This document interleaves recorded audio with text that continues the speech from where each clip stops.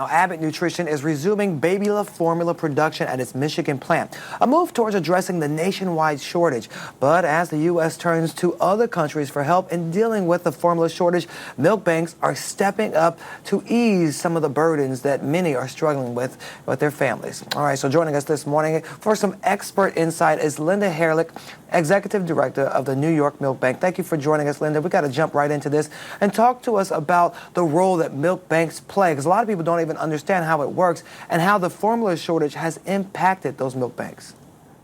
Well, first, good morning, and thank you for having me and for discussing this really important topic. We really appreciate it.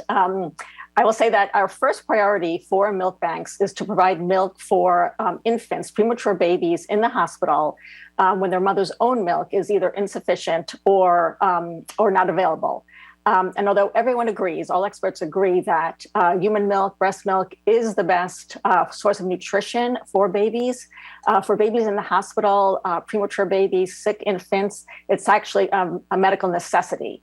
It's like a medicine helping to prevent long-term complications.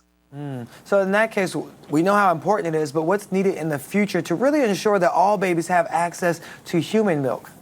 That is a great question, and one that is not asked very often, so I really appreciate it. I think first and foremost, we need to support women better in their breastfeeding journeys. A lot of times within the hospital, the initiation of breastfeeding is actually quite high. It's over 80% nationally.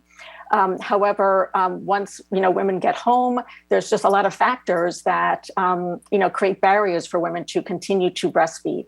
And so I think supporting women in that journey is really critical.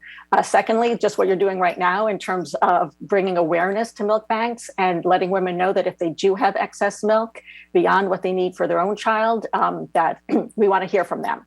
And taking in more supply will, create, more for those hospitalized babies, as well as for, babies in need when they're not in the hospital. Lastly, I would say eliminating financial barriers. In the hospital, human milk is covered by insurance. However, outside of the hospital, it is not. And so there is a big financial barrier to receiving human milk as an outpatient.